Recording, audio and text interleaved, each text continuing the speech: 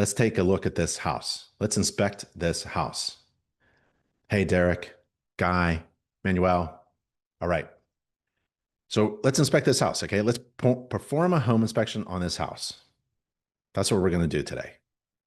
If you're not a member and you've never been a member, but you like a trial membership, we got a couple offers for you. A free 1-month trial membership at that URL,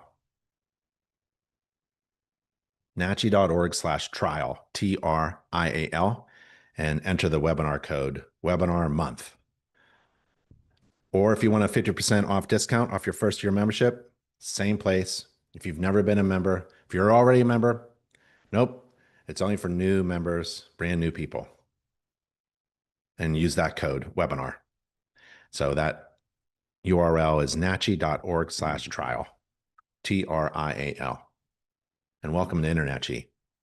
We have an online, tuition-free, accredited college that provides all of our training, examination, and continuing education. That's at internachi.edu. Don't go to an unaccredited school to get trained as a home inspector. You want to go to a college, an actual college. Look for that .edu, internachi.edu. Let's inspect this house. We're going to learn how it works. I'm sure you already know how it works, but here's some things that I think about when I'm inspecting a home, about how it actually works. We're going to find some problems, follow a standards of practice, use inspection software. We're going to read the report. We're going to learn how to get certified. We can talk about business and marketing. We can ask questions. Sound good? Brendan, just email lisa@internachi.org. lisa@internachi.org. Thanks. This is my typical day. When I start an inspection, I've got 2 that I do, one at 8 a.m. and one at 12 noon. I do 2 a day and I make a ton of cash. My goal is to make $1,000 for every inspection. And that's what all of our inspectors did in my multi-inspector firm. Everyone made $1,000 for every inspection. That's a pretty good Saturday, right? If you're a weekend warrior home inspector and you're making a couple grand on a Saturday, not bad. Not bad at all. 7 a.m. I leave the house, got to drive, get coffee and donuts. And then if I arrive at the home, I always arrive early. Where I'm from, if you're on time, you're late. I want to inspect the roof because that is the most difficult system. And I don't want anybody with me. I want to be all alone. I want to take my time, so I get there early. There's nothing my client can do with me when I'm inspecting the roof, so I might as well do it alone. 8 a.m., my client arrives in the driveway. I'm usually getting down from my ladder, and big, great smile. First impressions are important. Handshake and business cards. And I tell them what is about to happen for the next 2 hours. I set the stage. I set their expectations. We're going to do the exterior, and they are welcome to follow me around. After that, we do the heavy lifting, the HVAC, the plumbing, the water supply, the water heating, the drain, electrical, structure. And then we go up in the attic, and that's around 2 hours in. If I'm in the attic space, under the roof structure, 2 hours after I start officially, I know I'm on time because I'm managing my time really well. I'm a time manager. When you're a home inspector, doing home inspections every day, maybe 1 a day or 2 a day or 3 a day, you have to manage your time. So you get to learn that. When you're new, it's going to take a while to get things rolling. You'll have to practice on your own home 10 times, 20 times, 50 times. You have to practice on your friend's home, your family member's home, your neighbor's homes in order to get your routine efficient. So at 10 a.m. and I'm in the attic and I'm smiling because I know in about an hour I'm done and I've got some money in my pocket. At 10:15, I'm doing the interior, which includes the bathrooms, windows, doors, floors, walls, ceilings, everything like that. Smoke detectors. 10:30, if there's a garage, I'm doing the garage, I'm doing the laundry, I'm ending up in the kitchen, and I'm gonna finish at about 11. That's 3 hours after I officially begin. And I'm going to finish up my additional inspections. I'm going to review the report summary with my client. I'm going to print out the report summary. I'll print out the entire report if I have time. If I'm ahead of time, I'm going to throw in my photos and my videos and punch out an entire report, and I'll print it out for them or email them, text them the report using InterNACHI's Fetch Report system. It's a cloud-based system where you can upload your PDF reports and makes it real easy for clients to access their reports. And that is a free system. And I get paid.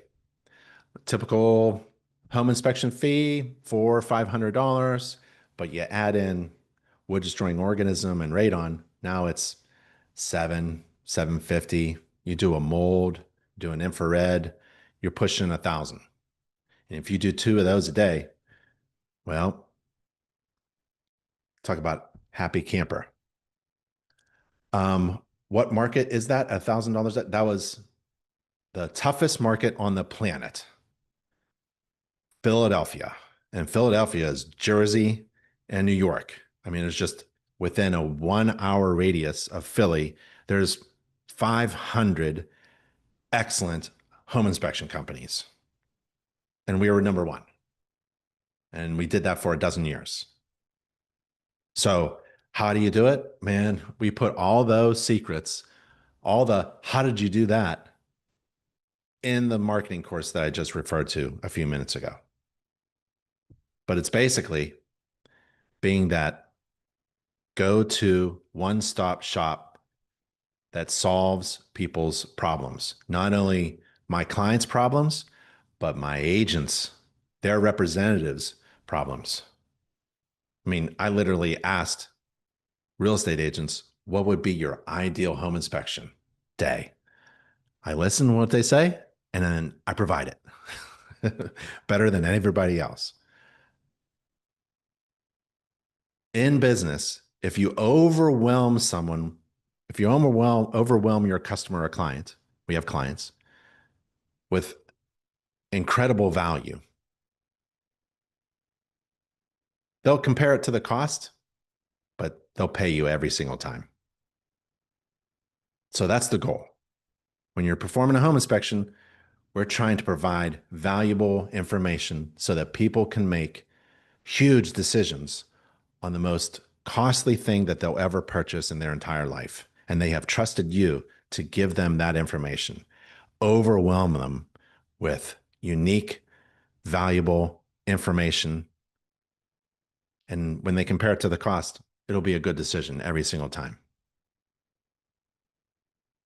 The better you do that, the more money you can make.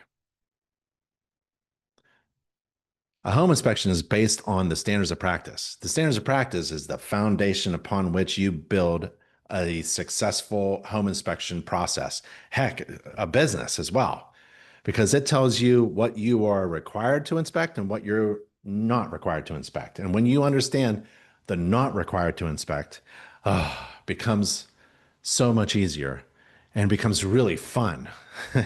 Doing a home inspection isn't, there's a lot of pressure, but man, when you are clear on what you do and you can set your clients' expectations on what you do, it becomes a lot of fun helping people out. The first system that I inspect, I get there early, right? And I do the roof. You don't have to do that. You can do the kitchen first. You can do the bathrooms first. You can do the nasty crawl space first. Whatever floats your boat. It's up to you. But do it systematically for every home and property that you inspect so that everything is in a process. You are doing the same thing. You even can move through the home, the property, in a clockwise direction. I went counterclockwise. I did everything counterclockwise. I did the exterior counterclockwise. I have no idea. I just started that way. I think because I'm right-handed, so I go right. So counterclockwise. And I would do it twice. First time is really just looking at the big stuff. And then the second time is with my client doing details and taking pictures and writing a report. So same thing with the roof, back and forth. And there's a pattern. There's a pattern for every room that you step in. So when I step into a room like this, right, I would come through the door, counterclock. I go to my right and go around and then go around again. When you do that, when you have a pattern based upon a standard, then defects just pop up. Can't help but notice them. Here's a shot. This is a money-making shot. Every time I'm taking a picture like this, I'm putting this in the report. This is in the report. So no matter who is reading my inspection report, they are going to know the incredible value that I provide and how it's unique from all the others. I get up on the roof. I carry tall ladders. As you can see, this is my 40-foot aluminum ladder. This is my, I don't know which one that is. That could be the 28-foot. I think I'm using the 32-foot ladder, the fiberglass ladder. And up on the roof, and it's raining.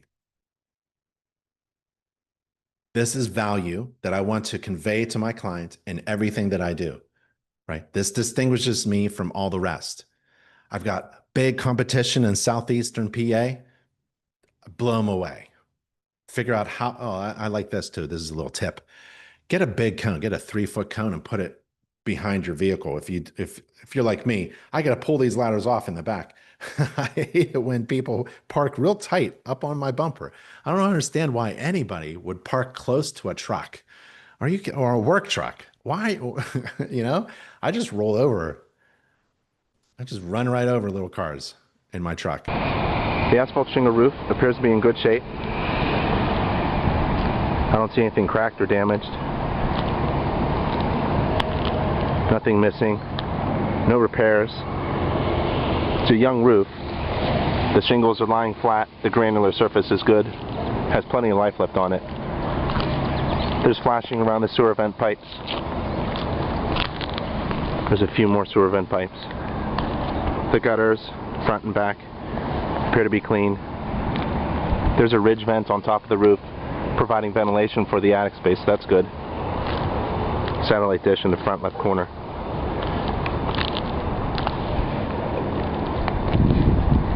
So it looks like a good roof.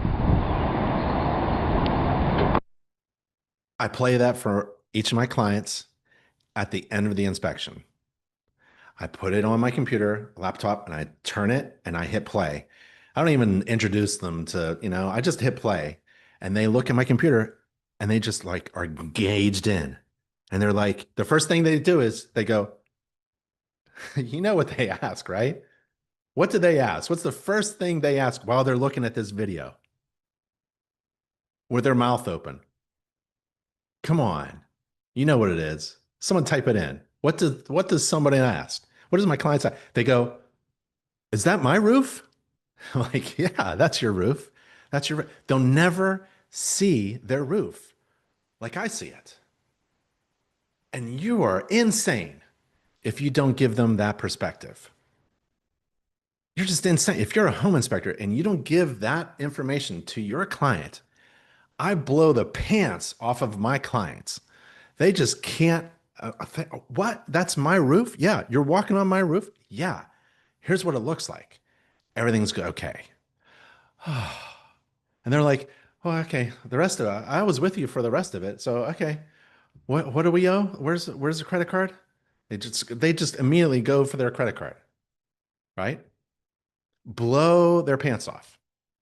I mean, if you're texting, the roof is in good condition. No one reads. What are you doing? You got to do video, man. And now AI is going to help you do video, right? InterNetG has software. We're going to incorporate AI to help you do video-based home inspection reports, right? That's where we're heading. So just a little tip on the future. Video. If you're not doing video, you're making a terrible mistake. So I did some videos and it actually is, valuable information. Isn't it interesting? Yeah. But it also, if you think a picture is worth 1,000 words like this, what do you think video is, right? So here are my video pictures. I get up on the roof. Guy, when you arrive early and begin your roof inspection, do you get on the roof this time before the real estate agent clients show up? Do you need permission to get back? Yeah, all the logistics of me getting there early and stepping on a piece of property that's not mine has already been taken care of. You have to get documentation signed, and InterNetG has an agreement system, an online agreement system that is free, obviously through InterNetG, Don't pay for an agreement system and other people helping you with your agreements. Careful with who you share information, confidential information with. Um, and the agreement system is in between you and your client. It could also be between the seller as well. And you prep the seller that you're coming. When your client says, I agree to, when the seller says, I agree to a home inspection, they essentially agree to this service as well. So it's all worked out for you. Use leveraging InterNACHI's legal resources and your real estate agents. But make sure the agreement is signed prior to stepping on the property. Even if you're doing a radon placement, you're placing the radon test 2 to 7 days prior to the home inspection, you want permission to do that. Okay. So I'm taking pictures. I'll probably take 50 pictures of the roof. I'll throw maybe a dozen into the inspection report. I'll show you the inspection report. I'll do a bunch of videos as well. But basically, that's a money shot right there. That is me in contact with the system that I am required to inspect according to the standards of practice that we referred to earlier, right? What am I required to inspect? I'm required to inspect what I'm touching, the roof covering. It says the roof covering. It doesn't say the roof system. Roof system is fastening, underlayment, uh, trim, drip, things that I don't, the sheathing, the decking. I can't see any of that stuff. So I'm going to take a picture. This is what I saw. This roof, here's the honest thing, right? This is what I talked about when you have to know what you're required to inspect and not required to. I'm not required to predict future events. This roof it's raining right now. It could leak after I perform an inspection. It could leak the next day, but I'm not responsible for that. I'm not responsible for predicting future events. I'm responsible for inspecting the things that the standards of practice requires me to inspect and reporting upon the condition. And if I see a defect, a material defect that I consider a big problem, I got to put it in a report. Here's another beautiful picture. That's me touching the thing. So what I do is I take far away pictures and really close up pictures of my hand touching things. And by the way, I don't have time to draw little arrows and circles and silly stuff like that. That's me. I'm stepping on the roof decking structure, right? That's me touching what I'm supposed to be inspecting. And while I'm inspecting the roof, I'm thinking of this. Love this illustration. The blue is also, water, obviously. But I'm thinking about how this system is helping this house manage water. Every home needs to manage water. Every homeowner should be trained on how to manage water and prevent moisture intrusion. We don't want water coming in, bulk water or water vapor coming into our homes uncontrolled, right? So how does it drip off the edge here? When there's these little things. There's drip edge flashing. There's fascia at the eaves. And there's the deck has flashing there. Here's the deck ledger. Every light fixture has something every door, every window, every windsill, every bottom of the door, bottom of the foundation, and then there's drainage and sloped. We want to get this water away. I don't care if you're in dry Arizona. I lived in Boulder, Colorado for 15 years. When it rained, it was an event, right? It never rained, right? But when it did, so getting trained and certified, we have a fantastic InterNACHI.edu has a fantastic moisture intrusion course for home inspectors. And we train you everything about how water moves, not just bulk water, but water vapor, and moisture, how a capillary wicks up and how we can manage water around a house. It is so much fun to inspect how a home or a property or even a building filled with apartments, how does that manage water? It starts with the top. I'm at the tippity top. That's a ridge vent. I'm holding a ridge vent so I can help my client understand how this attic is ventilated. There's a ridge vent there. I take pictures of every plane, every shingle, every roof penetration. That's a vent pipe coming through the roof. There's another two more vent pipes coming through a roof. I'm going to get close enough to them to take a look at them. I'm going to touch them again. I know that this is in good shape. You know why? I'm not using binoculars from the ground. I'm actually right there on top of it. Now, let's say you're not going to use a ladder. You don't have to. You're not required, according to International Home Inspection Standards of Practice. By your state, maybe there is. I think, can't remember which state it was. I don't want to say it, but one state, two states in the United States require you to use a ladder if you can, if it's safe. Well, we just said no ladder safe. So I guess you're not required to use any ladder, no matter where you're at. Let's say you do, and we're in competition with each other and we're in the same zip code. Oh, how are you going to beat me in the market? How are you going to beat that? How are you going to beat that? Would you hire this inspector or the one who uses binoculars from the grass? And that's okay if you do. I'm just saying, how are you now going to market yourself? How are you going to compete with friendly competitors who do things like this? This became our brand. We got up on any roof. I mean, if you are driving a van with a 40-foot aluminum ladder, I am communicating, I'm getting up there. What are you communicating? Right? So there's my ladder. I know it's not properly installed. That's how I did it. There's secondary roofs, lower roofs. That's the front porch roof. Front porch roof. You know, I can see it from the ground, but what I really do is I get up on the ladder. I put my ladder up there anyways, and I take a look around. Oh, it's a good thing I did. You can't see this from the ground. You can't see this from the ground. Let me show you again. Let me show you again. Tell me that this gutter is filled with water. Go ahead, tell me. Tell me that this gutter is clogged. You can't. You have no idea. But it actually is. I don't know what you guys are doing. If you're not using a drone, this would be really helpful, right? This is useful, valuable information. Seller doesn't even know. Picture's worth 1,000 words. This is a cool shot, man. That is filled with water, right? And it's coming off of that right there. I don't understand. There's no tennis ball in there. I don't know what's going on in here. There's something in it. There aren't even adult trees hanging over. I have no idea. I really don't care. My job isn't to diagnose it. My job is to report that.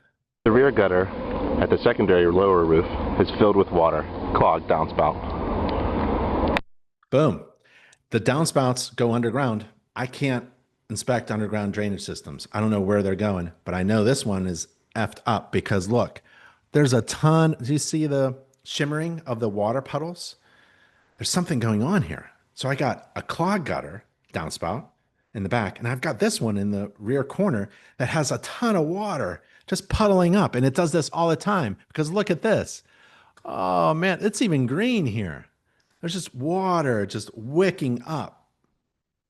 Concrete is made out of pores, and water, by capillary action, is sucked into those pores.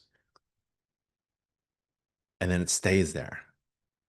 You know how difficult it is for evaporation to take place or diffusion out to take place? It's fantastic. Look at all this water. Look at all this water hanging out here. There's so much water on this corner. I put my hand there. I don't have time for arrows and circles, right? Or text. So I just put my hand there. And then in the report, I said, I observe standing water, puddles of water up against the foundation, which is not doing anything like this, right? There's no site drainage. You don't want water puddling up.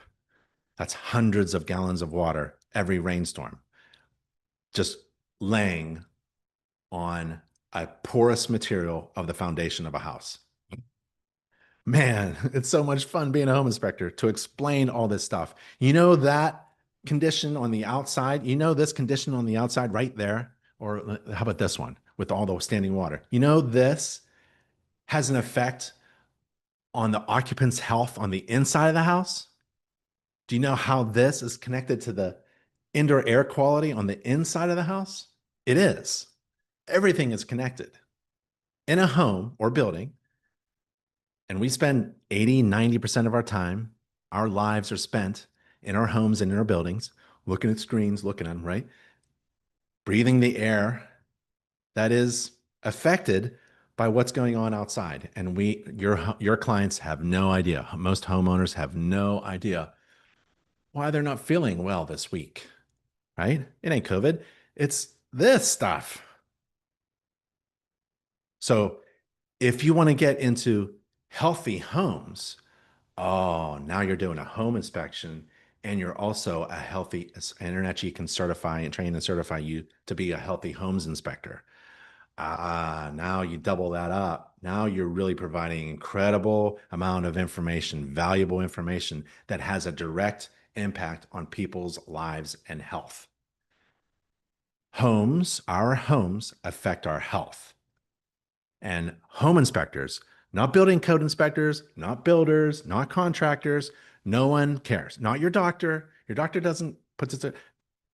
There's only one professional on planet Earth that can put all these systems together on how a home affects our health. And that's a home inspector. Man, so much fun being a home inspector. And doing the exterior, it's all about the standards of practice. So let's do the exterior. There's the grounds, right? There's the grounds on this side. There's some vegetation. We want that to be, we just monitor that. We don't want a lot of stuff up against our homes. We want it to be looking like this, although this is kind of low here, right? See this area? Like, I don't know if you can tell, but like there was some fill when this house was built 5 years ago. Kind of sagged down here. It was up here maybe, but sagged down, right? You can even see like it goes down, right? So water puddles up here. We don't want water puddling up. We want things to be sloped away. It's 6 inches in the first 10 feet. So 6 inches down for the first 10 feet all around your house. There's a sump pump discharge pipe, right? You got to recognize these things. What is that? Is that water coming in? No, it's discharge coming out. And where's it go? Where is it? It dumps right here. Like it goes right here and dumps into the trench of the main electric line. Ugh. Here's a concrete pad. It needs to be sloped to get water away from it, like a 2% slope or a very slow, like light slope, just to get water away from. And there has to be clearance here between this patio and the bottom of the siding. And you have to take a look at the wood rot where this step, make sure there aren't any trip hazards. This area here is critical. You got to get the flashing and the ceiling right. And the slope of the step itself needs to be sloped just slightly away, right? And we're looking at where this ground is and what's happening at this corner here. And is there clearance here? And is there flashing here? If this was wood siding, I'd be looking for wood rot, all these places where water just wants to enter. In the corners, behind the downspout, is this overlapped properly? I'm looking at everything around here. All the windows, all the doors, all the flashing. Remember our graphic with flashing on top of the windows and even on the bottom of the windows and the windowsills. And here's flashing. There's got to be some flashing at this intersection where this roof intersects with the house siding. There's got to be flashing, right? Think of water. If you take InterNACHI's courses to become a home inspector, we train you to be water detectives, essentially. You think about water, constantly thinking about water. Water leaks, right, from inside the home, or water entry points, like where there's an inside corner. How is rainwater managed in this inside corner? This gutter, it's collecting water, right? But this is a fascia board. Are there any drips here? Eaves, allowing air to ventilate the attic space. But right here, sometimes there's loose siding. We don't want any water problems there. There has to be clearance between the grade and the bottom of the siding. The siding looks in great shape. Looking for any kind of missing pieces or whoops. Looks like there's a little bit of a dent here, and it's because of the grill. Like the grill hood just touched the vinyl siding right there. So the grill touched the vinyl siding, and it's hard to fix that. And there's the driveway, the walkways, the sidewalk. Driveway looks in great shape. It's sloped away from the garage door and away that way, two directions. The sidewalk, no trip hazards. The front porch, no trip hazards. The front door, I tend to look at the bottom left, top right, bottom right. I guess it's clockwise. I go counterclockwise around house and clockwise around windows and doors. I just realized. So there's the front porch, the railing. If it's more than 30 inches of a drop, you need a railing there. No more than 4 inches of space in between. That's code. Shh. Code? Yeah, we talk about code a lot. I mean, we don't say we're code inspectors, but we're trained to recognize when something is violating modern code requirement, right? So some chipping there. I think that was just a finish job that wasn't all that great. Just looking at all the details, like look at how many dissimilar materials there are. There's asphalt, concrete foundation, vinyl siding, concrete patio, aluminum capping. There's wood underneath. There's concrete here. There's rubber gasket. It's fantastic. All these things where they all come together should be inspected. Like this was painted, right? It may have been rusty, so they painted it. I think they painted it just recently for me, so that's nice. But I'm going to get my screwdriver and poke around and see if there's any rust or corrosion. If I was the homeowner, I'd seal that up between dissimilar metals. Not required, according to the standards of practice, to inspect fences, but I'm going to anyways. As a courtesy, I'll take a look at a few things. If there's something wrong with the gate or the fence damage or the backyard, I'll put that in report. All exterior receptacles require GFCI protection. The GFCI device doesn't have to be right here. It's probably on the inside. In this house, I think it's in the garage or the bathroom. If it was missing, that would be a defect that I would put in my report. And I don't care when the house was built. Right now, we all know if you plug something in on the outside, you don't want to get electrocuted. So it should have GFCI protection. And it's a kind of like an affordable fix that could save your life. So I put it in the report. I'm looking at where the corners of the windows and doors meet siding. It's important. And all exterior hose bibs, water spigots, hose faucets should be frost-proof in this area. If it's a cold climate, it freezes and it will freeze right there and burst. So that needs to be fixed. The electric receptacles are protected by a ground fault. That's good. The water faucet has running water. It's not frost-free, so it needs to be drained before wintertime.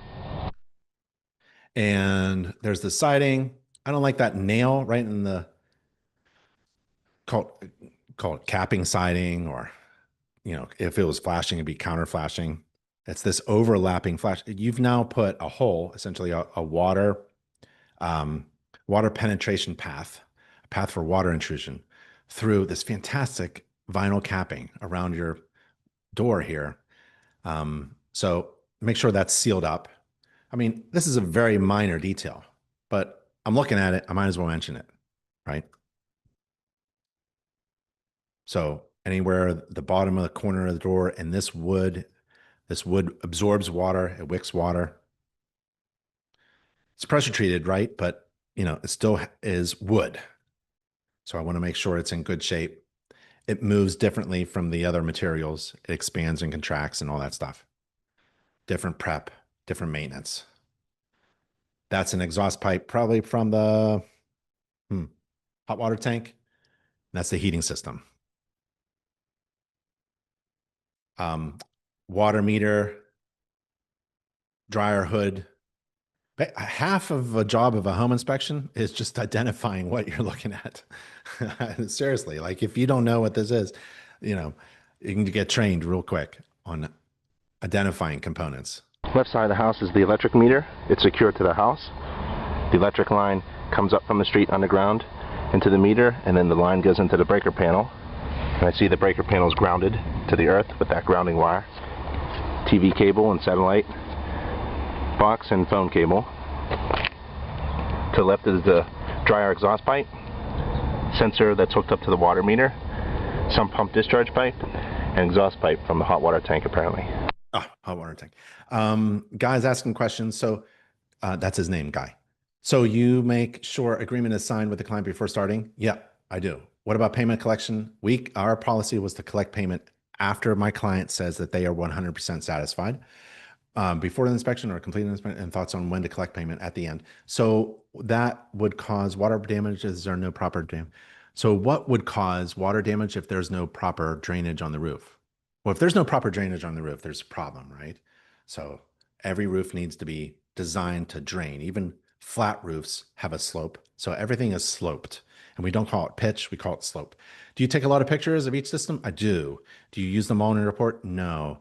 Do you inspect this property during a rain event? I inspect it during rain, snow, everything. You get exactly what is happening with the water. Right. Yes. Thanks, Guy. Heating and cooling. There's the air conditioner on the outside. Relatively new house. That's a stable on a base. Take a picture of the manufacturing label. There's the electrical, the disconnect, and I have a little video 3-ton here. air conditioner unit, 8 years old, so it's in the middle of its life. Refrigerant line looks good. Electric disconnect is installed. It's on a nice stable base. Right now, I'm thinking there's nothing wrong with this house. Can't find anything except for the clogged gutter. And that's just minor. Um, there's a propane, pressure regulator, shutoff valve, line going in. There's the tank, cover, control, amount, and another video. Let's skip that video. There's the gas-fired forced air furnace with ductwork in the basement. And there's the panel that comes off. And so you can see all the components, right? There's a gas line coming in, sediment trap, union, it goes to the pilot, induced draft fan on the exhaust.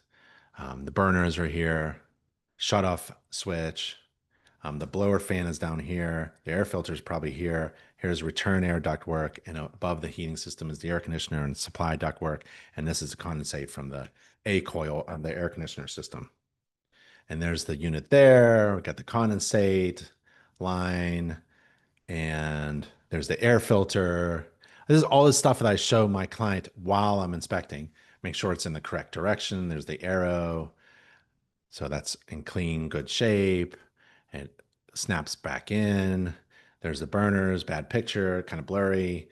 Another blurry picture of the draft inducer fan and sensors and safety switches and pilot and gas. And there's the shutoff switch to get to the air filter. And there's the gas shutoff, electric shutoff switch, gas shutoff valve, exhaust pipe. It's plastic, high efficiency, and it goes outside, and we saw it outside. There's the air conditioner line. We saw the condenser on the outside. There's the refrigerant line, liquid line, and suction line. And there's the A coil there. It produces condensate. It drains in here. I don't like that it doesn't have a trap, and I don't like that it goes into the floor. Ideally, you want it into a sump pump, a condensate pump, and it pumps it outside, maybe into a sump pump or directly outside, something like that with an air gap. And there's one supply for the finished portion of the basement downstairs and one thermostat, and it's located upstairs. Next part of the standards of practice is the plumbing. And the way I think of inspecting plumbing is I think of out and in. So I'm going to inspect the drain waste vent. This is out. This is a clean out pipe. This is the street. This is sewer line. Everything's going out. I'm looking for leaks. The house has been lived in, so I'm just looking for any kind of leak at all, and looking at how the pipes are supported and strapped. Can't see everything. It's very difficult to see everything. It's an inspection restriction. There's water coming in, so that's out. Now it's in, water coming in, and there's a softening system. There's a water softener. I don't inspect those. There's plenty of information about how to inspect those. There's a bypass valve, and there's a main water shutoff valve if you had to turn off the water. This is what I'm telling my clients, and this is what, if you read my inspection reports and watch my videos, it's exactly the same information. And if you read my home maintenance manual, InterNetG has a home maintenance book I give to every client so that they can maintain their home after I leave. It says the same information as well. It's just redundant amount of information. Just keep piling people on, just pile information on to my clients so that they feel overwhelmed, so that I can make what I deserved to charge. Right? I mean, the amount of information we provide is overwhelming and valuable. And so we were able to raise our fees. I think that's something to keep in mind. What, because you don't want to compete on uh, if you can't figure out why you're uniquely valuable, then when someone is trying to choose out of 10, 20, 100 home inspectors in your area, which one to hire, and you haven't answered the question why you should be hired because your unique value proposition that will ring true in your clients' ears, those who you want to serve. If you haven't figured all that out, then everybody kind of looks the same. And when everything else is the same, the only distinguishing characteristic between you and any other service provider is price. And people will tend to choose the lowest price. Lowest price will win if everything else is the same. And that's no good for anybody because basically you get what you pay for. So if you want to be the cheap inspector, I wouldn't. In fact, there were cheap inspectors in our service area. And when someone was like kind of hesitant about the prices that we charged, I would tell them, I know some really cheap inspectors. Man, you can ask them for a major discount on top of their cheap price because that's and you get what you pay for. So if you want somebody cheap, you're talking to the wrong person. Would you like that cheap inspector? And they were like, all right, I get it, I get it. Yep. Because they're out there. That's just not the game we played. We played the game of value. We competed on value. And we went over some of those things. One of the valuable things that we offered was to get up on every roof that we inspect. So here's the main water shutoff valve, water coming in, expansion tank. It's a closed system. There's a check valve, so it can't expand backwards. So when the hot water tank heats up, it's going to expand. And so you need to get that pressure. It's a great idea. It's required in most townships. There's a little filter there, a charcoal filter or water filter to get all the gunk out. And then there's, I don't inspect these. It's very easy, but just let somebody else do it. They want to be friends with their local water softening company anyways. Water heating equipment is, or the water heater, you can call it the water heating equipment or the water heater, it's any appliance that heats the potable water and supplies it through the potable hot water distribution pipes. This is the hot water tank, water heating system, water heating equipment, water heater. It's really, about communicating what you're inspecting. So this is the water heater. It's gas fired. There's gas shutoff valve, union, sediment, burner down here. I like a water catch pan. I know this is a basement and it's concrete floor, but why not? Just put a catch pan there. Does it have to have a drain? It'd be great if it did, or all the way to the sump pump, but it doesn't have to. Just catch it maybe, right? And put a little sensor there. It can have an alarm. And then cold water coming in, hot water coming out, and an exhaust pipe. So there's the flames down there. No scorching, no rust, no corrosion. There's the manufacturing label. There's a shutoff valve. There's a shutoff valve for the water coming in, an expansion tank, and the TPR valve extended to the floor. It's not dripping, it's dry, and it's properly installed. Do you know there are 14 requirements to the pipe that I'm touching in this picture? 14 code requirements. It isn't like only, it has to extend to the floor. There's 13 others, other requirements just for the pipe, not the TPR, not the valve, the connecting pipe on the TPR, discharge pipe, it's called. Yeah, 14. How do you remember all these things? I don't. It's in my software. Put little notes. There's a checklist that Energy has for everything in a home. We have a checklist for hot water tanks. We have a checklist for the TPR valve, discharge pipe, the 14 things. You upload that checklist into your software, and then you carry that software on your phone. You should be using software that works on a mobile device so that you can reduce errors and remember everything you're supposed to remember. Like, what are the 14 things that I'm supposed to be looking at on the pipe that I'm touching in this picture?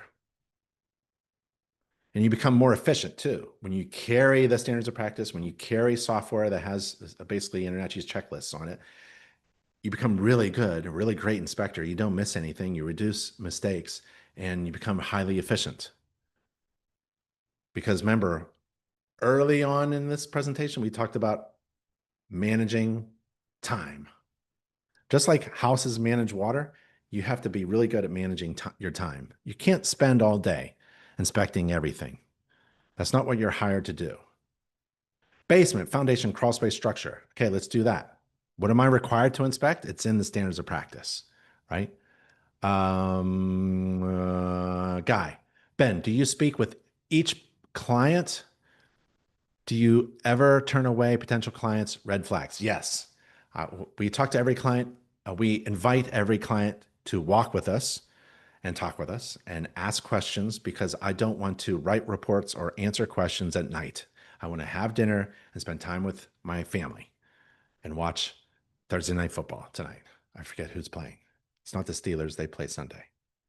Um, the best thing I remembered about handling clients was that say no. When they ask you, can you give me $100 off? And say, no, I can't. We price this just right. The service is incredibly valuable to you. It's $1,000 home inspection. Right? If you think you can't charge $1,000, by the way, you're wrong. There are many companies that charge $1,000, and just go to Greenworks.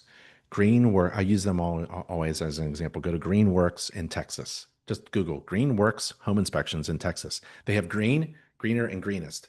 $1,000, 1,500, and I don't know, something like that. Yeah. And also saying no to clients who are just a pain in the butt on the phone. My office manager is like, it's just not working out. We're not seeing eye to eye. They're asking for strange things. They're unavailable. All they want to do is email or something. Sometimes we just have to say that I think it's best, you find another home inspection company that fits your needs. That was our phrase. And just say no to clients.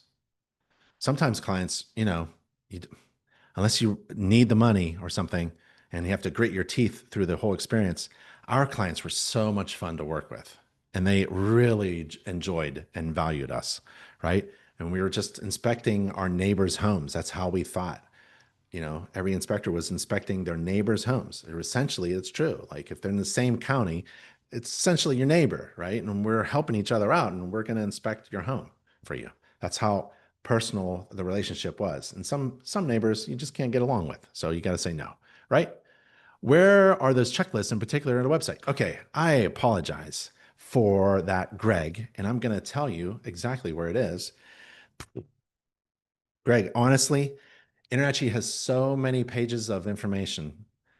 It could be overwhelming, and I apologize for that. But if you ever need something, right, and you can't find it, just reach out to anybody on staff. And sometimes like difficult things to find bubble up to me, or you can just email me directly, ben@internachi.org, because just as our homepage says, right, we're here to help you succeed. And if you need something and we have it, oh, that's fantastic. That's all we do. That's all I do all day long. So here's a really long URL. I'm going to put it in the chat. And if you're not live and online and you're on YouTube or something, you can't see it, you can just email me, ben@internachi.org. Here's home inspection checklists.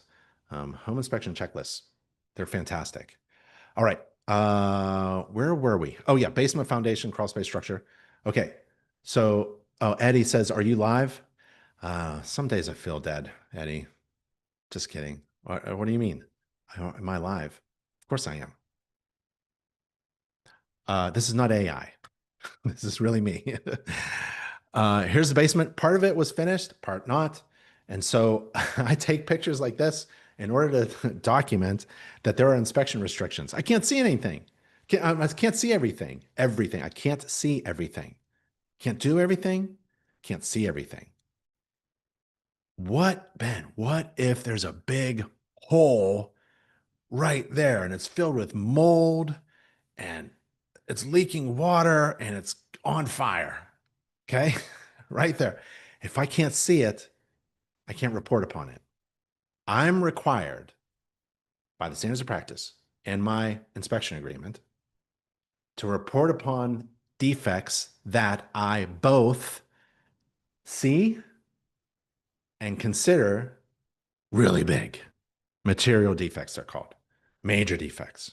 If I don't see it, it's not in the report. The judge is going to say, well, why wasn't it in the report? Your Honor, I didn't see it. Look at this. Look, I didn't see it. I'm required, Your Honor. I'm required, according to the thing that we agreed to. And by the way, I've been in small claims court, very easy, judge, magistrate, to prove that you abided by the standards of practice, you performed the home inspection according to the standards of practice, your client read the standards of practice and agreed to it. You used InterNACHI's online agreement system where all this is combined and they agree. That I even put in my agreement that they read the home maintenance book, which has a lot of information on it. Just overwhelm your clients with information, right? And that they can't say, well, no one told me. Yeah, we did. Yep. And this is not an exhaustive search for all the defects. There could be a defect. There could be several defects in this home. I'm not required to find all the defects. Let me say that again. Ready? Let me put it in a question and answer. Is a home inspector required to find all the problems in a home? Is a home inspector required to find all the problems in a home? Nope. Casey's right. You get a handshake. Very good. Very good. Yeah. We're not required to inspect all. Can't possibly find all the problems in a home. You know how many problems there are in a home? And there's no way I can find them all. There's no way I can find. I can't even. None of them can be seen. Hardly any of them can be seen until you clean this place up or you tear open a wall, right? Yeah, your contractor comes in, tears open a wall, and goes, "Well, your home inspector should have seen that." No, she didn't have to see that, right? We're not required to find all the problems in a home. This is a very special kind of service that we provide within a limited amount of time. And the foundation upon which to build a home inspection process or business is those standards of practice. And man, use InterNACHI standards of practice. It's used by, I think InterNACHI home inspectors perform roughly 4 to 5 million home inspections every year using the standards of practice. I would use that. All right, this is the concrete foundation wall. I got some patching that comes after. These are patched over the essentially the spacing rebar, reinforcement bars from the wall. I'll get it later. I know what I want to say, but there's a phrase for it. There's a term for it. I'm touching the thing. And there's inspection restriction. This is patched up back here, but I can't see everything. This is a difficult corner, and I can't see everything. This is a difficult corner to see. I can't see everything. I've got a trick for this corner though. I know if this corner is dry or wet. Do you know how I do it? I can tell you if this corner of the basement where that downspout problem is, I can tell you if this corner is dry or wet. Without measuring moisture content. Without measuring the actual moisture content, I can tell you whether this area is dry or wet. Let me tell you how?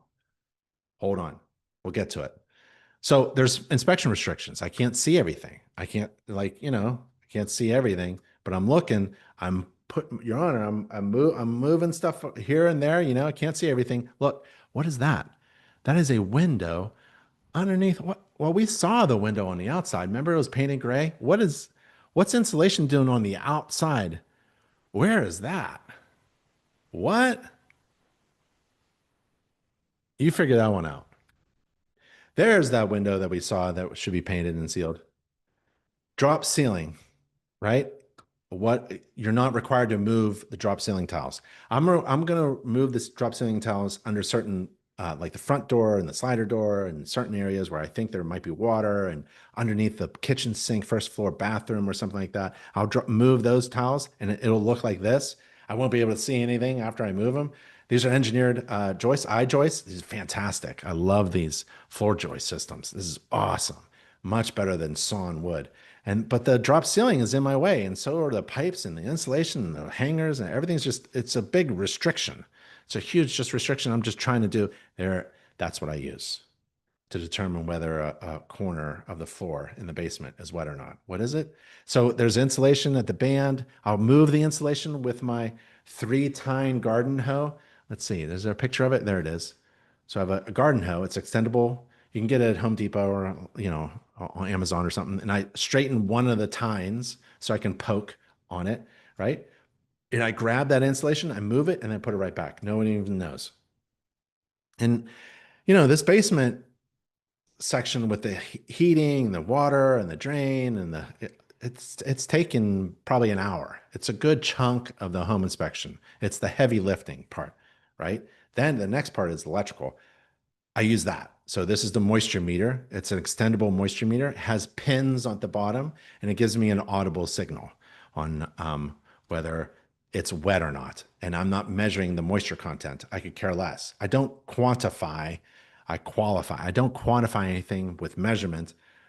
I just want to know, is this wet or is this dry? Is this wet or is that dry? Is that wet? Is there any moisture there that my probe uses? If it does, if it'll ring, it'll give me a beep, beep, beep, beep, and it'll give me a light, red light, and then I pull this carpet back, and then I get my moisture meter out, and I'll measure it. Or I'll use my infrared as well. So I like all these little devices that help me inspect for water. I'm still inspecting water. Look how far. I'm almost 2 hours in, and I'm still inspecting. I'm still thinking about water. Everything's about water, man. More water. Here's a sump pump. There's a bucket and it collects water from, it should be, the air conditioner condensate drain line, that condensate pipe from the HVAC system and the air conditioner coil. That could drain in here. That'd be really good, but it's not. The sump pump has a float. I manually test it. I mark that there was water. The picture's worth 1,000 words, but in the report, I'll give a general estimate as to how much water is in the bucket. If it's dry, that's important information. If there's a little bit of water during a rainstorm, that's important information. If it's filled with water, that's important information. So the levels of water in a sump pump bucket is valuable information for the person who owns that bucket. It should be protected by a GFCI. There's some more components that I'm looking at: manifold for gas, water lines, eye joists, steel, an interior wall built in the basement, not using wood. That's fantastic, so it doesn't rust. There's some indications of efflorescence in that corner. That's the salt deposits left behind after moisture has pushed through the porous material and then evaporated on the outside. Indication of active water penetration. If you ever see efflorescence and you scrape it off and it's that white powdery stuff and that's dry, it's probably an active water penetration, right? No one's cleaned it up, but you don't know. I wouldn't call it a problem solved. Problem could still be existing. Big I-beam in the middle, electric receptacles, GFCI protection, and smoke detector. Electrical is next. Should we hit electrical? Touch the carpet. Yeah, no, I touched the carpet. I used a probe. Feel it. Yep. Yeah, your hand is one of the best moisture detectors, but they actually have really cool things with tools. Electric meter doesn't fall off the house. That's a good thing. A line going into the panel, grounding electroconductor. The sewer line is in front of the panel. Are you kidding me? They went right in front. They should have stubbed out the wall, put the sewer line behind it. Something. Come on. Really? I mean, at least it's not blocking the door. I mean, it just barely. That's so funny. There should be clearance, right, in front of this thing. So, oh well. I guess the electric obviously went in first, and then the plumber came in second. Great, great. If If there was a supervisor who cared about timing contractors and giving good solutions that make sense, that'd be great. But we build houses really fast, and homeowners don't understand that home inspectors can oversee work like this so that this doesn't happen.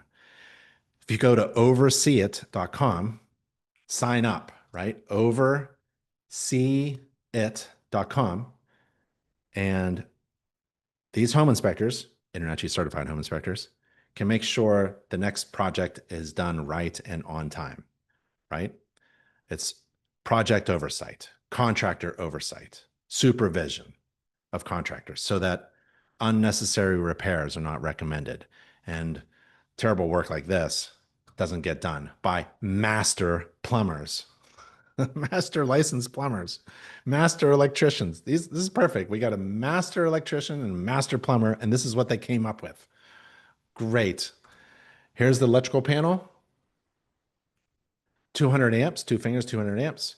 Breakers, all labeled, identified. I pulled the cover off. Didn't like the whole idea, but I did.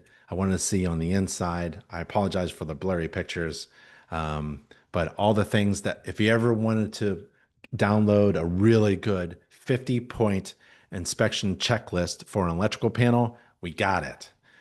And if you wanted to communicate what you inspect to your clients, go to Natchez gallery of illustrations. That's at natchez.org/gallery. Put in panel, search for panel, and panel board basics. This is what you're looking at, right? Or if you wanted to describe a panel and subpanel, right? Or let's see, one of the ones. What do I like? 200 amp panel, right? So these are cool pictures, illustrations that help you communicate what you're looking at, right? What's the main bonding jumper? It's this little guy, right? Okay. Internet has everything you need. It's really great. Fireplace, there's no fireplace. There's a standards of practice for inspecting a fireplace. You're required to inspect this, and you have to describe that. Attic. Remember our timeline? What was it? If I start at 7 o'clock from my home, 8 o'clock, I'm at the house. At 10 o'clock, I'm inspecting the attic and I'm managing my time really well, right? So let's go back to the attic. It's 10 a.m. for an 8 o'clock inspection. I'm in the attic. I'm smiling because I know I'm going to wrap this up in about an hour. I'm managing my time well. I can't walk in this attic because this is an inspection restriction. There's no fixed flooring, right? I'll try to maybe step on this area here, but I really don't love doing that. It's not my favorite thing to do. But if I wanted to really do it, I give it a try, and I'm looking for watermarks. Any watermarks, any modifications to the trusses. The truss plates need to be there. The soffit vent trays need to be there. The insulation needs to be thick. The decking needs to be in good shape. There can't be any watermarks where pipes penetrate through. I'm looking with my flashlight. There's my flashlight there. I'm looking at the dark places. I'm looking for any problems. Any problems? Trying to find problems. See if I can see if there are any problems, and then maybe, tell them how to fix it or where the source of the problem is. But it all looks really good. I mean, this is thick, beautiful insulation. Look at that. It looks like snow. That's a great picture. Doesn't it look like yellow snow? Well, for this instance, in the attic, yellow snow is good. Main bathroom. There's a main bathroom, master bathroom. I get in the shower, turn on the shower, make sure there's plenty of fixture. I can't see the back side of the shower. There isn't a plumbing access panel. I like that.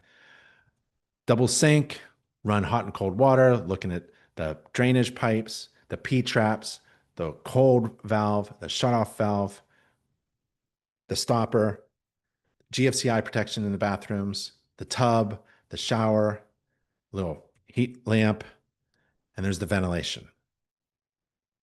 And there's the other bathrooms. This is the other bathroom in the second floor hallway. Just run hot and cold water, GFCI. It's basically this. There's the plumbing access panel. They put a plumbing access panel here, but they didn't put it for the master. and the door opens and closes. First floor half bath, sink, drain, GFCI, fan. Then there's a laundry. That was in the basement. I don't like the hoses. There's a little bit of watermark there, a little corrosion there. The rubber hoses, they're not really pressure tested. Those stainless steel braided mesh hoses, they're my favorite. GFCI protection in the laundry, need that. Gas shutoff valve. There's the standpipe. You got to strap that a little bit better, I would say. And there's the water softener discharge as well. So there's a lot of water here and it kicks. And this is a weak connection. I would just tighten this all up. I'd strap this, a little bit better. They're strapping it on the water line. It's not that great of a install. Okay. There are better ways to do it, more secure ways. Man, if this pops out and you're not home, there's a lot of gallons of water just being dumped from the clothes washer. The dryer vent pipe, that's great, but there's a limit to how long they can be. I see lint on the top. I'm not sure. Maybe they saw it was disconnected and they put some tape on it. At least they're using metal tape and not duct tape. That's good. And we saw the hood outside. Do you remember the hood outside? And it's supported by this little wire here. And that's the clothes washer. Clothes washer could have a pan, just like the hot water tank could have a pan. Just something you can recommend. Interior. Now I'm blowing through the house. Not blowing through just being efficient, but basically it's representative number of windows and doors and receptacles and things like that. I don't have to do all components. I don't have to open and close every window, but I'm going to get to them, but I'm not required to. So I'm going to do a representative number. While I'm doing the doors, I see a little tear in the carpet. This is cosmetic. Home inspectors are not required to report upon cosmetic issues. I may do it for courtesy only if I see something or my client wants it in the report.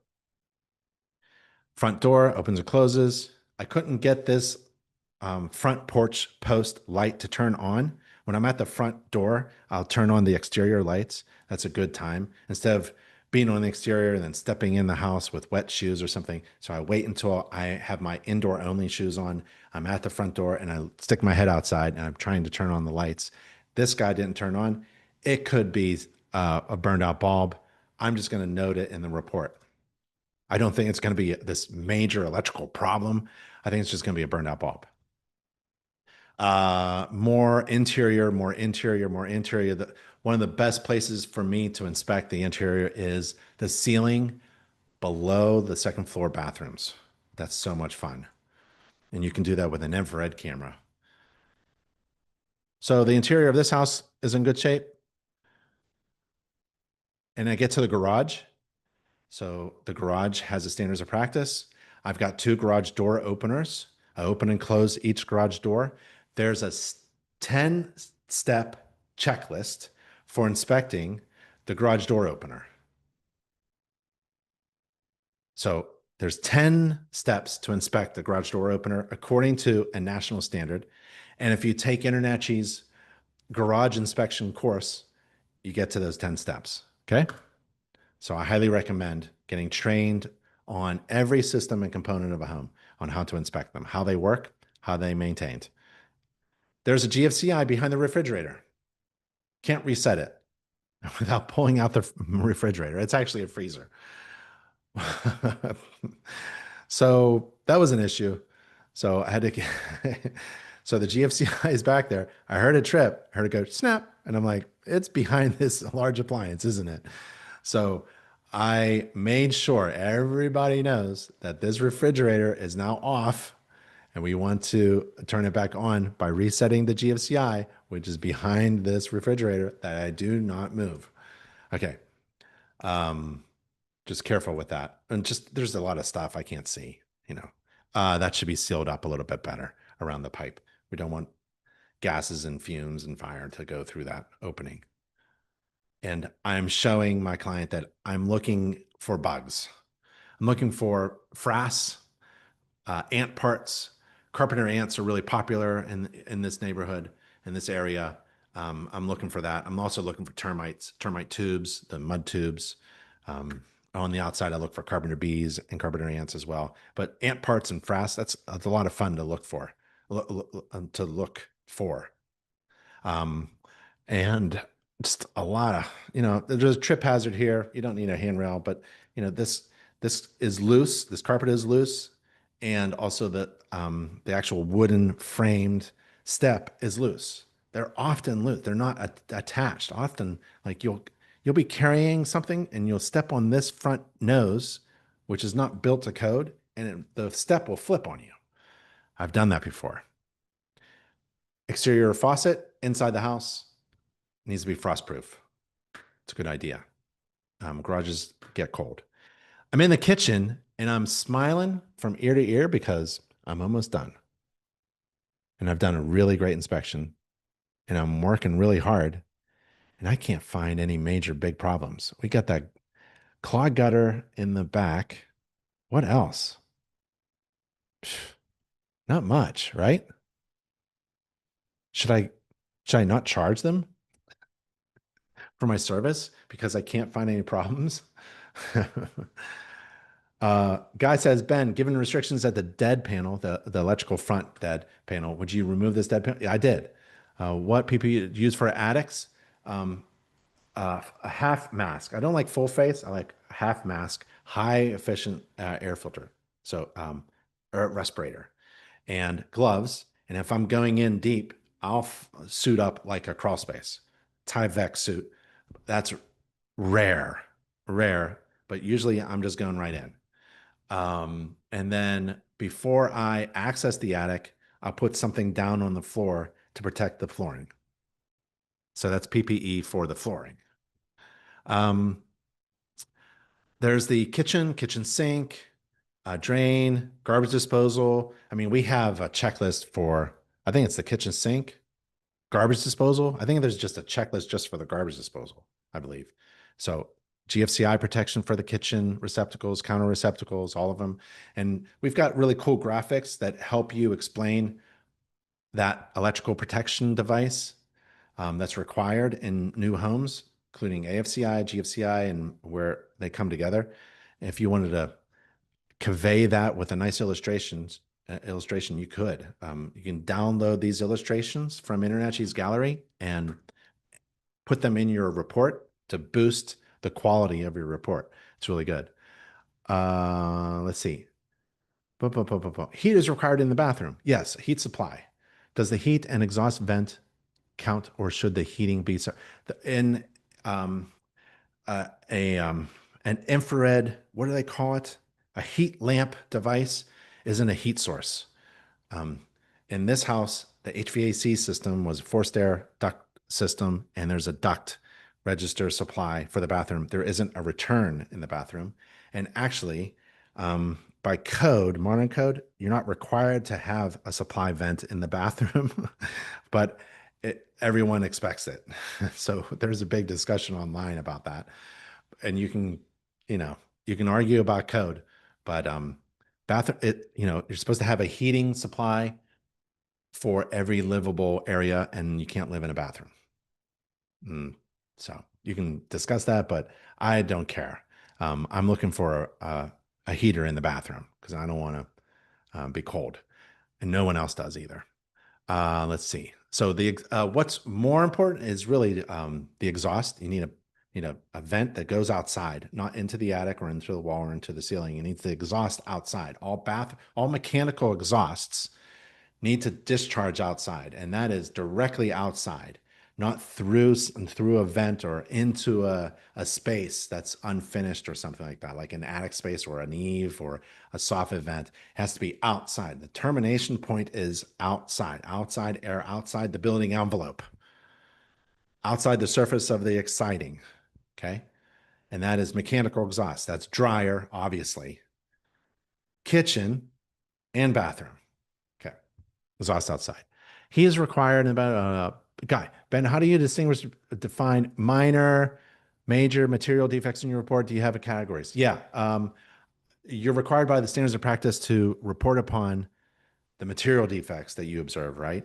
But if you wanted to, I used InterNACHI's dictionary, which is under glossary. That's through your dashboard, but you can go to nachi.org/glossary and type in the word defect, and you get some definitions of defect, right? There's a material defect that's defined. There's a major defect. There's a minor defect. There's the word defect. It's a difficult thing to define. Look how big just the definition of a defect is. And there's a cosmetic defect, right? So I use these to help my client understand what I'm saying. Um, I think the colloquial term, the common term, the everyday use, plain language term would be problem. So I like to use defect, but it's problem. Let's see. Cody, I know we haven't started yet, but I was going to, oh, sorry. Eddie, is there a reason why the attic is not inspected at the end of the inspection? Hi, Eddie. Attic is inacceptable, not unlimited.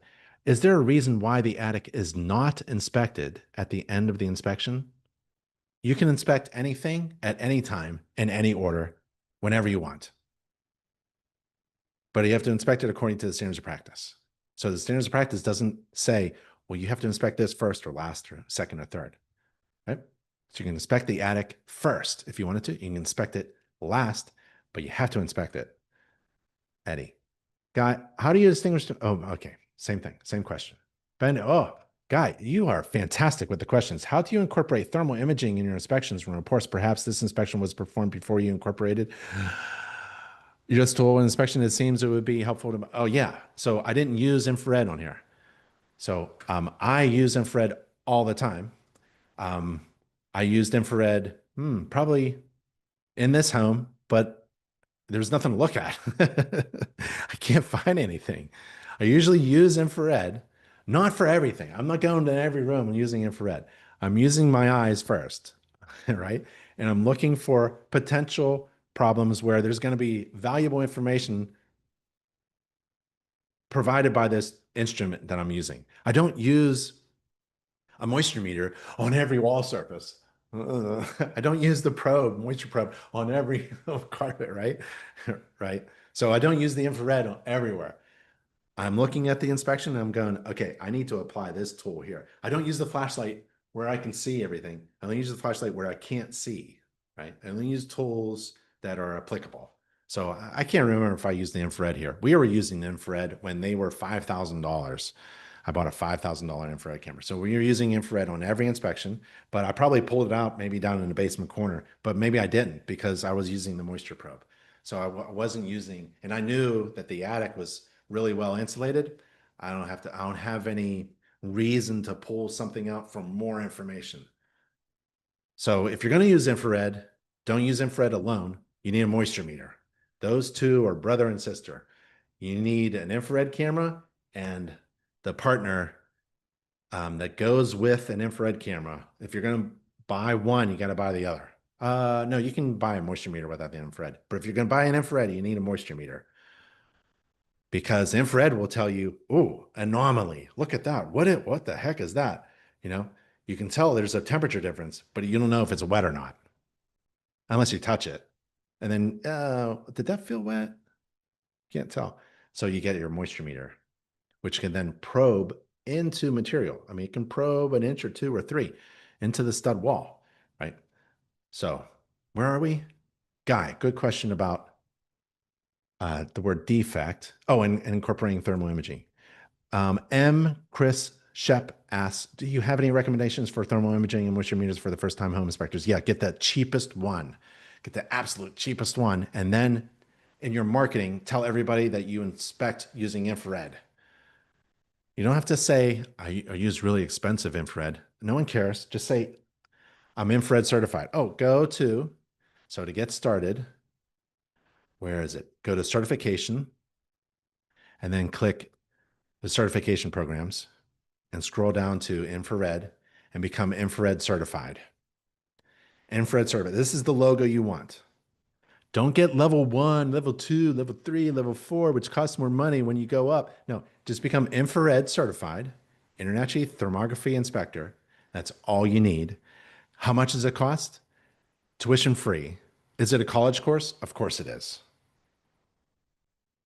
get infrared certified so you can use an infrared camera. Okay. And then get a moisture meter. That's what I would do. Get the cheapest one too. I like FLIR, and I like to shop at Inspector Outlet. So you go to infrared cameras and get, there we go, $214. Oh, no. Is that the camera? Really? Maybe not. So 319 bucks, right? Maybe there's a payment plan. And then I would go to, here, FLIR, this one. This fits in your pocket, right? 500 bucks. But look at that. Like you can get a FLIR one for 375 bucks, right? Put it on a card and then increase your fee by $20. And in about 2 dozen inspections, you'll have this all paid off.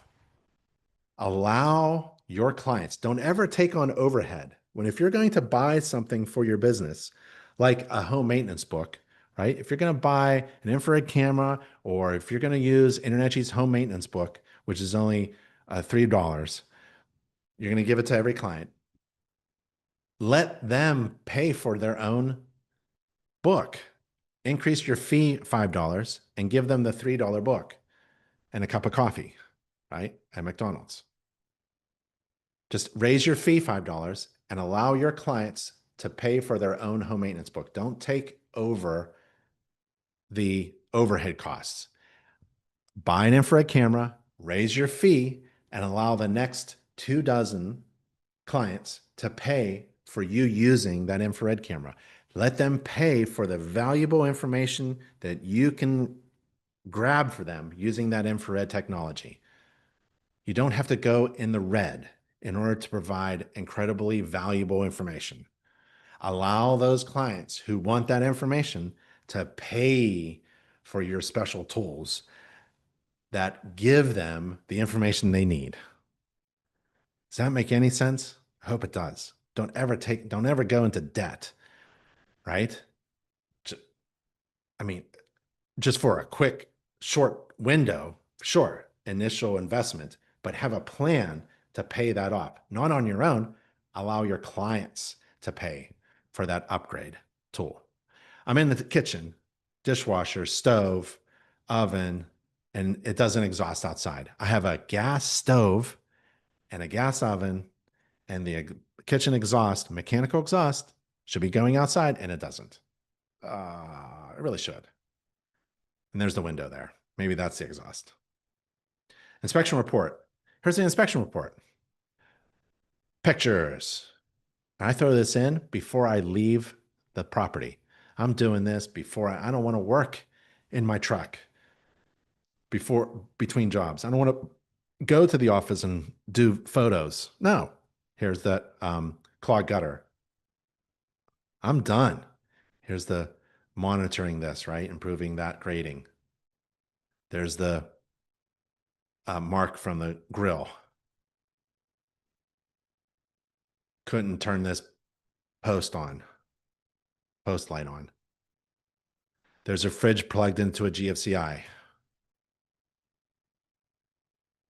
I'm looking for anything red. Anything red in my report is bad. Don't turn it into green. Don't get in trouble. Blue is nice. Blue headers, black text on white. Anything red is what I want you to do before you buy the house. Before you close, read the red stuff and do it. So you recommend getting the heating system cleaned and inspected because there's no recent service tag, right? Red appears level, but you don't want it to go off level. So that's monitoring. The condensate line drains in a hole in the floor. That's no good. What else? See all the pictures that we took? A lot of the good ones are in there. A lot of the bad ones, only, the repetitive ones. Monitoring recommended. The tank is a little old, 8 years old. Careful. There's a relief valve, right? Watch that. There's a water leak catch pan is recommended, and water softening system. I'm not inspecting it. So you better get that checked out. And that's this is the whole report. Most reports are about 40, 50 pages long. There's the abbreviated standards of practice. and InterNACHI graphics to boost the quality of your inspection report. Now you can communicate things, right? And our graphics are fantastic. Let me show you the graphics. So you can put all kinds of stuff in your report because the picture's worth 1,000 words and the graphics are really good too. So we go back to nachi.org/gallery and let's go electrical. And oh, we saw this. Oh, I showed you this stuff, but here's that clearance, right? Here's the clearance. You're not supposed to have anything in front of the panel. Come on. Come on. It's not supposed to be a main drain sewer line going in front of the panel board. Where is that in that picture? Where is the plumber, master plumber? Don't ever back down from a master plumber or master electrician or a super contractor. They make mistakes and they'll just look right at you and say, "Oh, you're a home inspector. What do you know?" Our job is to help contractors do better work because there are no professionals who can oversee contractor work, right? Right. So get into that service. You know how many millions of homeowners, you know how many neighbors of yours, whenever anything goes wrong in their home, the first knee-jerk reaction is to call a contractor and get their credit card out. You need to step in that space and be the home consultants. They already trusted you to inspect their home. Now you tell them after the home inspection, if anything goes wrong, put it in the report. If anything goes wrong, right here, put a little letter. If anything goes wrong, you call me. I'll come over, or we can do a video chat. You tell me what's going on with your toilet leaking on the floor, right? It's probably a wax seal or a loose toilet or something. You can walk them through it. And then now they are empowered with the information they need provided by you to challenge unnecessary repair recommendations by contractors. I'm not saying all contractors like that. No, contractors are fantastic. They fix stuff, but their business model is to make a profit, right? Our business model as home inspectors is to educate. That's it. We don't need to sell more stuff. We just sell information that's valuable to homeowners so that their homes are safe, functioning, and healthy. It's a really great place to be if you're a home inspector. Here's my report summary, which I do quickly and almost immediately with a click of a button. And it just does a report summary. And feel free to see all this language that you can take it, you can use it, you can rewrite it yourself. Here's a letter for the seller that I leave on the kitchen counter telling them that I wore indoor only shoes and I tried to put everything back, and then give me a call if you need anything. A lot of my clients were sellers because they got beat up by me during the inspection and now they want to hire me. So every seller is a potential client. Okay. So give them good stuff. And then this is the report summary. It's a very short report. Oh, so the answer to the question is, remember I asked, what if you can't find any problems in a home? Do you give your money back? Serious. It's a good question. It's a really good question. If you can't find any problems in a home, small or big, should you give your money back? Should you not charge?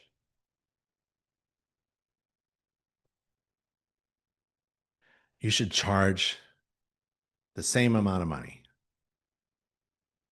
because that inspection that didn't result in a big summary of defects is incredibly valuable information. You're in the business of giving people information. And if you can't find problems, that's really good information. And they're going to take that information and make a decision that will have incredible impact on their lives for the next 30 years. It will be the biggest financial decision that they'll ever make. And they have trusted you, not the contractor, not the building code inspector, not the township inspector, not the bank inspector, not the builder, not the contractor, not the neighbor, not the real estate agent, you. You're going to help them make the most important decision of their lives. And if you do a home inspection and you can't find anything wrong, that's really good information. That's just as valuable as a home with a bunch of problems because you're in the business of educating people about their home. You're essentially telling the story of their home. Here's a report conclusion and walkthrough. You can take a look at that if you want to and steal a bunch of text from me. I don't care. Take all my narratives. If you want to look at my report, I'll share. I have a bunch of sample reports. We've got InterNACHI has about 20 sample reports written by certified master inspectors, and they have volunteered and they said you can steal whatever they say off of their report to make your report better. Well, that was it. We did a home inspection. We did an inspection report. We went over everything. We did a lot of questions and answers. I'm going to take a short time here for follow-up questions, but if you need to email me, my name is Ben Gromicko. I'm at InterNACHI, ben@internachi.org. I'm also on social media, having some fun there. And you should be on social media too. You referenced GFCI tripping behind the stand-up freezer that you won't be able to meet. Should stackable laundry, washing machines be plugged into? Yeah. So we have GFCI. Oh, I did a really good video. There's so much information. So just go to the electrical course under GFCI and AFCI, two different devices, and they're valuable sections of that electrical course. Again, whenever you take an InterNACHI course, you don't have to take the whole thing. Just go in and find that information and then update your software with that information. There's usually a checklist for every course that we do, and you just put that checklist in there. Okay. Yeah, like GFCI's, uh, you know, the GFCI rules have changed. NEC is flip-flopped. The code IRC is flip-flopped. So when you're inspecting a home, the question is, do you inspect it with regard to the code cycle or the age of the home, or you don't care? Personally, I don't care when the home is built. If there's GFCI protection required for the dishwasher and it's missing, I'm going to call it out. If there's GFCI protection required for the garage receptacle, that's maybe within reach or maybe not within reach, I'm going to call it out because every receptacle in the garage should be GFCI protected. If there's a AFCI missing, AFCI protection is missing in the home completely. It's not installed, and it's a 20-year-old home. They didn't even have AFCI back then. I'm going to put that in a report. I'm not going to wave red flags like crazy. I'm not going to call it a material defect. I am going to provide information that may be valuable to my client about AFCI protection for that instance. That's the business I'm in. I can't require anybody to fix anything, but I'm in the business of educating my clients about everything that I can. What software do you use? Oh, I like InterNACHI software. Oh, Inspector Outlet has discounted. Inspector Outlet has discounts on software. There. So every one of these vendors provides a discount for InterNACHI membership. Whatever you do in this industry, if you're buying a flashlight to buying expensive software, ask for an InterNACHI exclusive discount or service. Some vendors are exclusive to InterNACHI, some are not. But insist on getting some kind of InterNACHI member discount. Okay. Leverage the size of your trade organization to benefit you. These vendors need to recognize that InterNACHI members are really good customers. They should take care of them. Let's see. Florida inspectors base their pricing on square footage of the home. It's common practice to include okay. In Florida, should home inspectors base their pricing on square foot? Oh, I can answer that question by telling you to log in to your dashboard. Here's exactly how you can calculate the most profitable inspection fee for your business without any regard to what everyone else is doing. Who cares what everyone else is doing? You log into your dashboard. You go to business development on the left-hand side. You scroll down to the Home Inspection Business and Marketing course, which is offered by the only accredited college, internachi.edu. You log in to the course and you go to the chapter 11 called Calculating Profitable Inspection Fees. And you meet two inspectors, Inspector Mary and Inspector John, and they're trying to figure out using math what they should charge. I want you to do that because it's all about math that applies to what you need. Your desired annual salary, your estimated overhead, and your desired annual profit divided by how much you're willing to work. That's how you calculate inspection fees. In Florida, they are insane. They price their fees based on how low you can go. What is that one you put on wheels on your feet and you go under the pole? That's what it's like in Florida, right? What's that called? Anybody know? I used to do it when I was a kid. Put rollerblades on your feet and you go under a pole. Limbo. Thanks, Luther.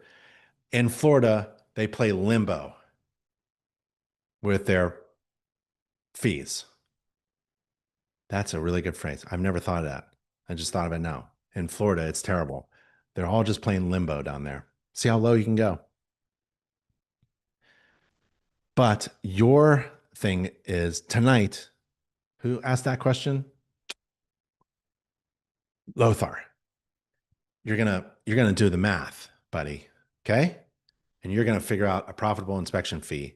And then you're going to, in order to charge that much, you're gonna figure out how to overwhelm potential clients who are visiting your website and convince them that you are worth it.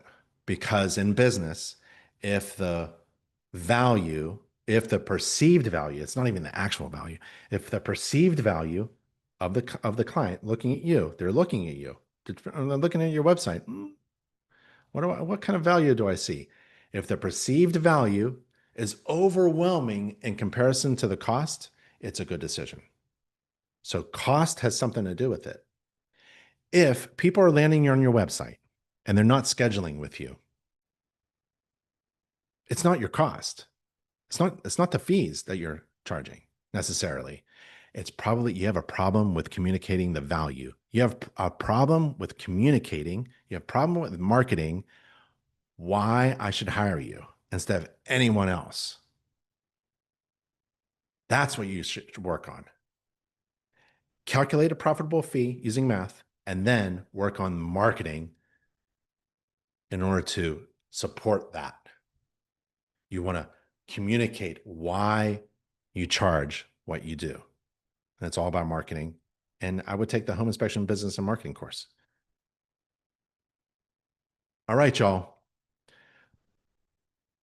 Let's wrap this up. What do you think? Oh, Mark says, Ben, what is the limit? I don't know. What is the limit to plumbing inspection in South Africa? I don't know. What is the limit to plumbing inspection in South Africa? I don't think there's any limit. Let's just say it that. There's no limit in South Africa. How about that? I don't know what the limit is. I don't know. Like 10 gallons per minute or something? How do you get that certification page on the Internachi website? That's easy. You go to to get your certifications, nachi.org. There's a couple ways to get there. Let's just go in your dashboard. Log into your dashboard, click My Dashboard, go to certification, click the link. Internachi also offers over 60 additional certifications. So My Dashboard, certifications on the left, the link to additional certifications. Internachi has over 60 inspector certifications. There's Healthy Homes. We talked about that. There's the garage inspector. There's the garage door, the 10 steps to the garage door opener inspection. There's indoor air quality. There's moisture intrusion. This is a really good course. The moisture intrusion course is a really good course. You got to know how to inspect for carpenter ants, right? And bees. We talked about how a roof diverts water away. Get that training. A lot of us rent instead of buy. A lot of people are renting. They can't afford to buy right now. So get an InterNACHI certified rental ready logo for your marketing. Okay. All right. That's it. I did all the questions, did all the chats. Thanks, Greg. I really appreciate it. Thanks for the nice words. All right, Guy. Appreciate it. Lothar, thank you very much. We just did I'm on social media. Why don't you follow me? It'd be a lot of fun to talk to you. I post a lot of stuff, a lot of fun stuff. But we did a webinar, an InterNACHI webinar. They're free, live, online, open to everybody at nachi.org/webinars. I'm Ben Gromicko. Feel free to email anybody at InterNACHI to help you be successful. All right, everybody, stay safe and healthy. I'll talk to you next time. Bye, y'all. Really appreciate it. Bye.